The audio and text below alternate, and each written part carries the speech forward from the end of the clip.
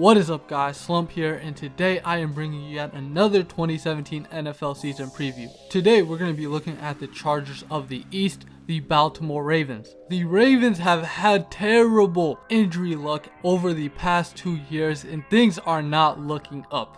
I know you Raven fans must just be watching in agony as players just come out and retire left and right. A couple of those guys retiring are supposed to be making a big impact for this team this season. This team was a borderline playoff team headed into last season. I had them missing it, and man, I have to have them missing it yet again. Listen, I am a Charger fan, so I understand your agony, okay? You probably think things will get better, that injuries will just fade away. No.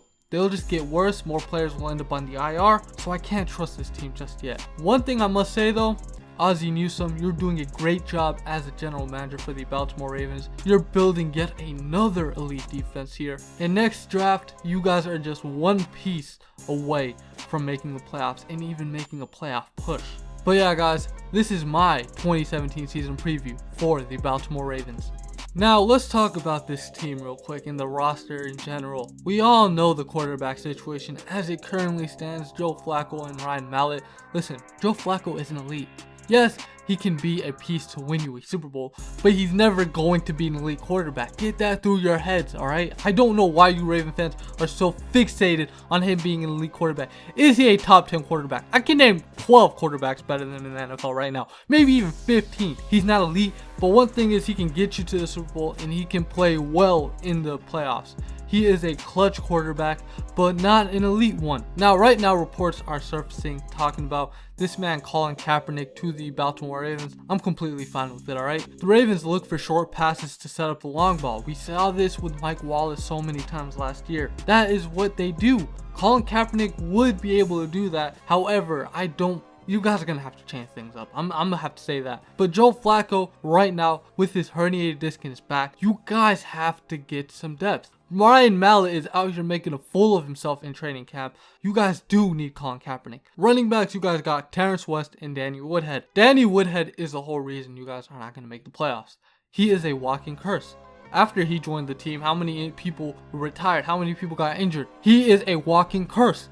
He leaves from the Chargers, joins the Ravens, and now all your players are ending up on the IR. I wonder why. This little demon, though, is going to go off this season. I am telling you right now, if you're able to snag him in the late 50s in your fantasy football draft, take him. I can easily see him getting 1,200 yards off the line of scrimmage. Trust me, guys. This boy is about to make Joe Flacco look elite. We all know the running back position is a weakness, guys. You guys aren't able to pound the rock. It's bad, okay? This is the whole reason why Joe Flacco will never be featured as an elite quarterback. His run game is minimal. I mean, when you guys were good, you guys had Ray Rice. Now that he's gone, what's going on? You guys are suffering. It's just facts. The Ravens need a great running back to succeed. That's why in next year's draft, they should do whatever it takes to land Saquon Barkley. That is going to be the guy that leads them back into the Super Bowl. Now let's talk about the wide receivers on this team. Number one, the guy that you guys were fortunate to land, man.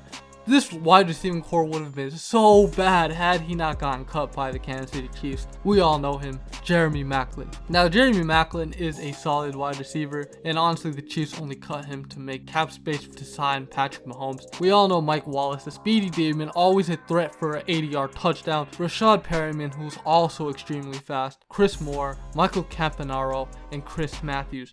Joe Flacco does not love force feeding the ball to one guy. It's just facts, man. Jeremy Maclin, though, I can see him getting back to over 1,000 yards, but the rest of these guys, nah. Mike Wallace is going to take a backseat in his stats. He's no longer the number one wide receiver. And honestly, guys, this wide receiving core might impress me a bit, but there's no way they're going to go off this year. There's no way they're all going to dominate. No, a lot of these guys are average, and you're going to get average results. Now let's talk about the tight ends real quick. Crockett Gilmore and Dennis Pitta. Man, two guys basically on the IR. I know that Crockett Gilmore has a bit of hope, but man, it sucks. Dennis Pitta's career came to an end after this, man. Danny Woodhead joined the team. I feel bad for him, man.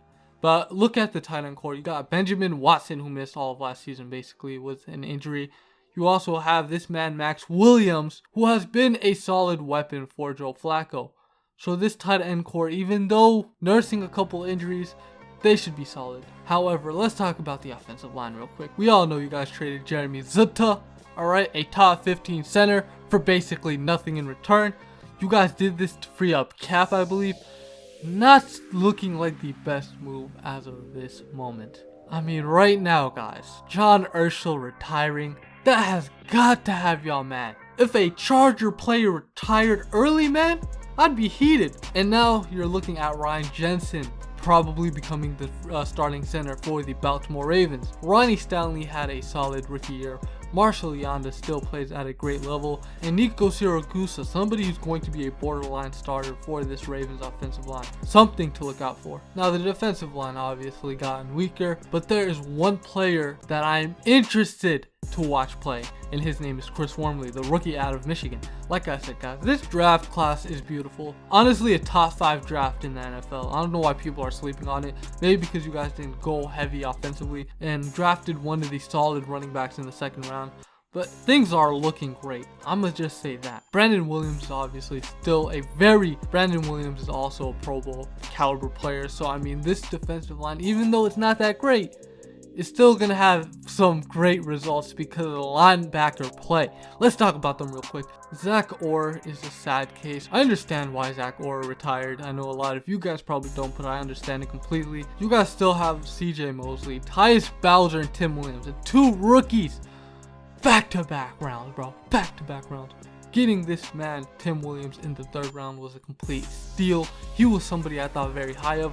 The thing with him, though, he's not really great at wrapping up the quarterback and getting them sacks. He has this syndrome. A lot of players can get into the backfield, but they don't make the tackle. It is frustrating to watch. Trust me when I say this, man. He can thrive in the 3-4 and the 4-3. He is going to be a great player for the Ravens for years to come. CJ Mosley is an all-pro caliber player. So this linebacker core, one of the top linebacking cores in the NFL. Now, we all know the strength for this team as a whole, the safeties and cornerbacks. Now, the cornerbacks last season, they didn't play great. They played pretty bad last season. But this season, things are looking up. I'm talking about Jimmy Smith, Brandon Carr, Ladarius Webb, Marlon Humphrey, 4 guys who can just straight up play.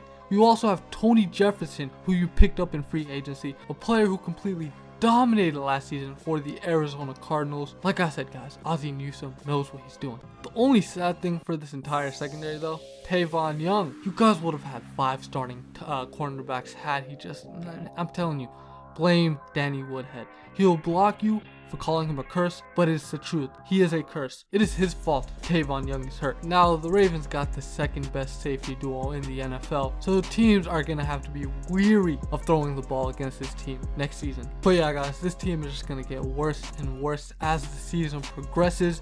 You're going to start seeing more and more injuries, and now you see that I have this Baltimore Ravens team going 7-9. It's just how it'll all play out, guys. I'm just being honest here. I can't see this team going 9-7, 10-6. Best case scenario is 8-8. I'm being kind right now by giving you a 7-9 record because you guys potentially can do even worse. I'm just being honest. This team will not be that great this upcoming season. Their defense will be great, but once the offense continues to fail to put up points, the defense will just break down. The one game you guys are probably going to be cussing me out in the comments is probably going to be the Cleveland Browns game. Listen, the Cleveland Browns are not that bad. They have some talent on their roster, and when you have an offensive line like they have, they're bound to win some games. The Baltimore Ravens are going to play 6 games against their division, obviously. They're going to also be playing the NFC North and the AFC South. So, a pretty solid schedule. I mean, throughout the structure of the schedule is pretty solid. But the only way this Baltimore Ravens team can make it to the playoffs is if they stay healthy and their offensive line outplays how it currently looks.